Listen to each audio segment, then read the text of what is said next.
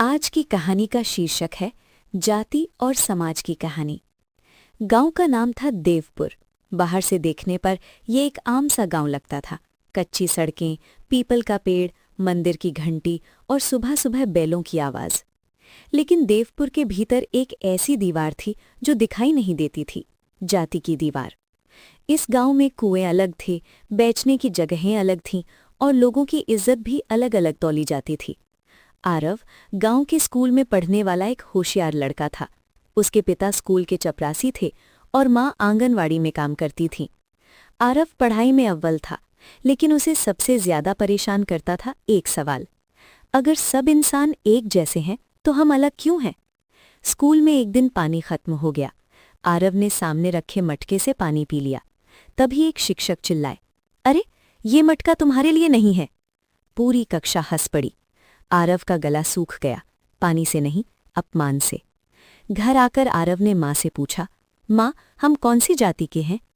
माँ ने चूल्हे में लकड़ी डालते हुए कहा, बेटा, हम मेहनतकश लोग हैं। पर लोग हमें अलग क्यों समझते हैं? माँ कुछ देर चुप रहीं, फिर बोली, क्योंकि सवाल पूछने से पहले सब जवाब तय कर लेते हैं। उस रात आरव पहली बार रोया, बिना आवाज किए। कुछ महीनों बाद गांव में चुनाव हुए।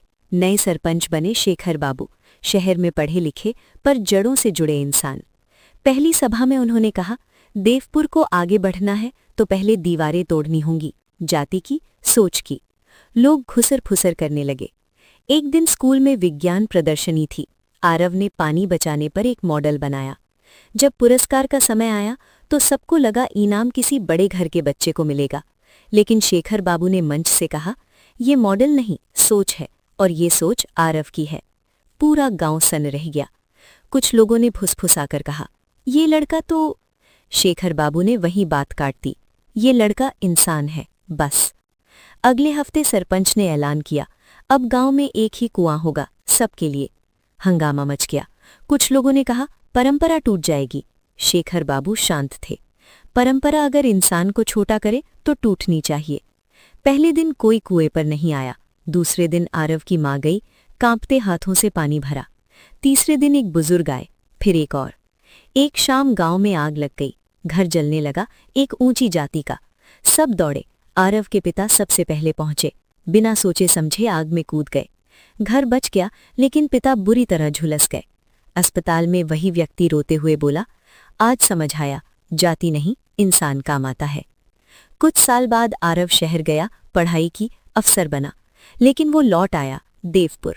गांव की सभा में उसने कहा, मैं यहाँ नौकरी देने नहीं आया, मैं यहाँ सोच बदलने आया हूँ। आज देवपुर में स्कूल में एक ही मटका है, एक ही कुआं है, और सबसे बड़ी बात, बच्चों के सवालों पर पाबंदी नहीं। कहानी यहाँ खत्म नहीं होती, क्योंकि जाति की कहानी किसी एक गांव की नहीं है। लेकिन हर देवपुर में एक आरव चाहिए जो सवाल पूछे, और हर समाज को एक शेखर बाबू जो जवाब बदलने की हिम्मत रखे। क्योंकि जाति इंसान ने बनाई है और इंसान ही उसे मिटा सकता है।